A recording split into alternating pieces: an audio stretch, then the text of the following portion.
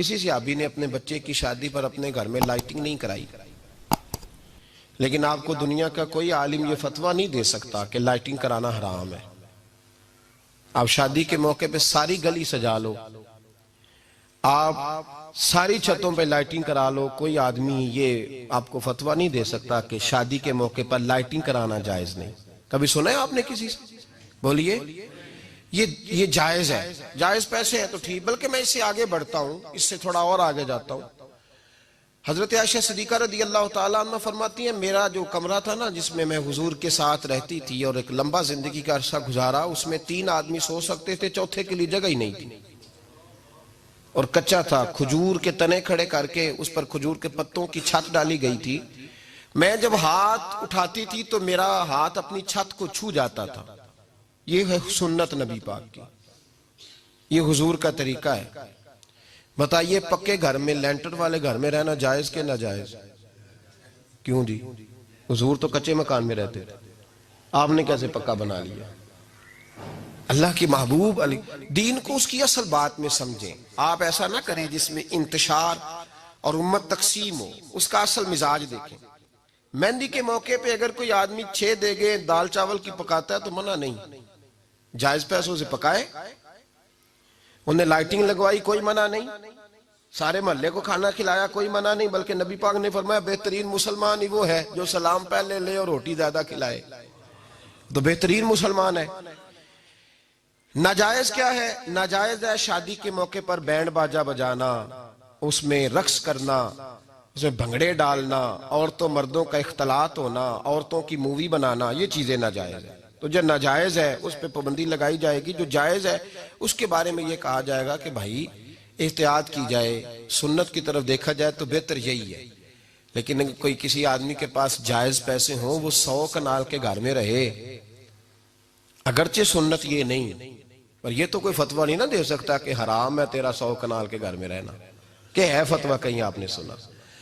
तो हमारे यहाँ तकलीफ का मामला ये है। देखे मेरे भाई, किसी भी सहाबी ने, बड़े दर्द के साथ बात कर रहा हूं और ये मेरा दर्द है, मैं दर्द से अपने दिल को, अपने ईमान को हाजिर नाजिर कह के बात कर रहा हूं। उम्मत बट जाती है हर मौके पे यार, हर जगह ही तकसीम हो रही है उम्मत मुस्लिमा। हर रोज कुछ ना कुछ फतवे ऐसे मिल जाते हैं जिसमें दरारें पड़ती हैं। किसी सहाबी ने किसी मस्जिद के अंदर इश्तिहार छपवा के ऐलान करा के दरसे कुरान कराया है कभी? सीरतुन नबी का जलसा, खत्म बुखारी, मदरसे का दस्तार फजीलत का जलसा, आपने इश्तिहार पढ़े हैं ना? ये सारे मकातिब फिक्र के होते हैं कि नहीं होते? किसी सहाबी ने इस तरह, वो तो रोज दरसे कुरान देते थे, लेकिन इस तरह इश्तिहार छपवा के, पोस्टर लगा के, और मिस्र से किसी सहाबी को स्पेशल बुलवा के या यमन से बुलवा के मस्जिद के अंदर कभी दरसे कुरान के इज्तिमात कराए, सीरतुन नबी के जलसे, खत्म बुखारी के? ओ भाई, ये सारी चीजें हुजूर के सहाबा की सुन्नत से मुरवजा अंदाज में साबित नहीं।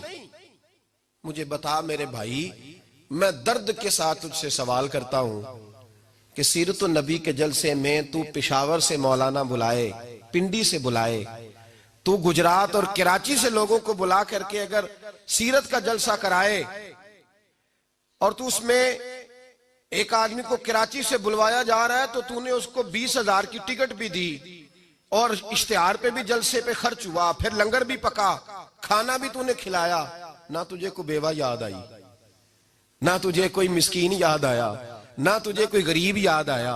हालांकि कहना चाहिए था ना, ये जो लाख रुपया लग रहा है किसी बेवा की खिदमत कर देनी चाहिए, यतीम को दे देना चाहिए। दर्द के साथ बात कर। सवाल मेरा ये है कि वही काम जो सीरत के जलसे में होते हैं, पहले तिलावत होती है, फिर नात होती है, फिर किसी आलिम का बयान होता है, वही काम सिर्फ नाम बदल के किया जाए, ईद मिलादुन नबी नाम रखा जाए सल्लल्लाहु अलैहि वसल्लम। ये मैं आपके ज़हनों पे दस्तक दे रहा हूं, तकरीर नहीं कर रहा, सिर्फ दस्तक दे रहा। ओ भाई देखो, एक आदमी वही काम नाम बदल के करे तो जायज है, और अगर उसमें नबी पाक के मिलाद का नाम रख लिया जाए या नात का नाम रख लिया जाए तो फिर मुझे इजाजत दे, मैं तुझसे सवाल करूं कि सिर्फ तुझे हुजूर की तारीफ बुरी लगती है? फिर मुझे इजाजत दे कि मैं तुझसे पूछूं कि सिर्फ तुझे नात अच्छी नहीं लगती? फिर मुझे इजाजत दे कि मैं तुझसे पूछूं कि तुझे सिर्फ रसूलुल्लाह के कसीदे अच्छे नहीं लगते? दे मुझे इजाजत कि मैं तुझसे सवाल करूं कि जहां जिक्र रसूल की बात आए वहां तू परेशान क्यों होता है? तुझे पता ही नहीं ये तो वो जिक्र है कि रब फरमाता है तुम बयान करो ना करो व रफा ना अल्लाह का जिक्र। महबूब मैंने खुद तेरे चर्चे सारी दुनिया में बुलंद फरमा दिए। और नबी पाक ने पूछा हजरत जिब्रील से कि चल जिब्रील तू बता मेरी उम्मत को पता चले रब ने मेरा जिक्र कैसे बुलंद किया है। तो जनाब जिब्रील कहने लगे महबूबा रब फरमाता है मेरे नबी से कह दे जहां जहां तेरे रब का जिक्र होगा वहां वहां तेरा भी जिक्र होता रहेगा। ये तो मोहताज ही नहीं किसी का।